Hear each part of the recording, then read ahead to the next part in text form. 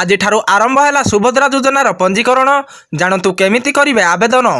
ବହୁଚର୍ଚ୍ଚିତ ସୁଭଦ୍ରା ଯୋଜନା ପାଇଁ ଆଜିଠାରୁ ଆରମ୍ଭ ହେଲା ପଞ୍ଜୀକରଣ। ଏହି ସୂଚନା ଦେଇଛନ୍ତି ଉପମୁଖ୍ୟମନ୍ତ୍ରୀ ପ୍ରଭାତୀ ପରିଡ଼ା। କାଲି ସୋସିଆଲ ମିଡ଼ିଆରେ ଲାଇଭରେ ଆସି ଉପମୁଖ୍ୟମନ୍ତ୍ରୀ କହିଛନ୍ତି ସୁଭଦ୍ରା ଯୋଜନା ପାଇଁ ମାର୍ଗଦର୍ଶିକା ଜାରି ହୋଇସାରିଛି। ସମସ୍ତ ଜିଲ୍ଲାରେ ହିତାଧିକାରୀ ନିମନ୍ତେ କାଲିଠାରୁ ଫର୍ମ ଉପଲବ୍ଧ ହୋଇଥିବା ବେଳେ ଆଜିଠାରୁ ପଞ୍ଜୀକରଣ ପ୍ରକ୍ରିୟା ଆରମ୍ଭ ହେବ। ଏ ସମସ୍ତ ପ୍ରକ୍ରିୟା ଦେୟମୁକ୍ତ ହେବ ବୋଲି ମହିଳା ଓ ଶିଶୁ କଲ୍ୟାଣ ବିଭାଗ ପକ୍ଷରୁ ସ୍ପଷ୍ଟ କରାଯାଇଛି। ଜିଲ୍ଲାର ସମସ୍ତ ଅଙ୍ଗନୱାଡ଼ି କେନ୍ଦ୍ର, ବ୍ଲକ କାର୍ଯ୍ୟାଳୟ, ପୌରାଞ୍ଚଳ କାର୍ଯ୍ୟାଳୟ, ମୋ ସେବା କେନ୍ଦ୍ର ଓ ସାଧାରଣ ସେବା କେନ୍ଦ୍ରରେ ଏହି ଆବେଦନ ଫର୍ମ ପର୍ଯ୍ୟାପ୍ତ ପରିମାଣ ଉପଲବ୍ଧ ହେବ।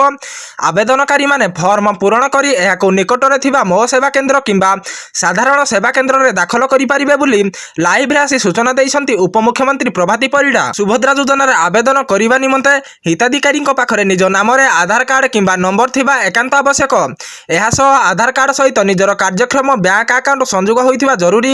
ହିତାଧିକାରୀଙ୍କ ମୋବାଇଲ ନମ୍ବରଟି ମଧ୍ୟ ଆଧାର କାର୍ଡ ସହ ଲିଙ୍କ ହୋଇଥିବା ଆବଶ୍ୟକ ବୋଲି ଉପମୁଖ୍ୟମନ୍ତ୍ରୀ ପ୍ରଭାତୀ ପରିଡ଼ା ସୂଚନା ଦେଇଛନ୍ତି। ବ୍ୟୁରୋ ରିପୋର୍ଟ, ପ୍ରବୀଣ ନ୍ୟୁଜ ଓଡ଼ିଆ।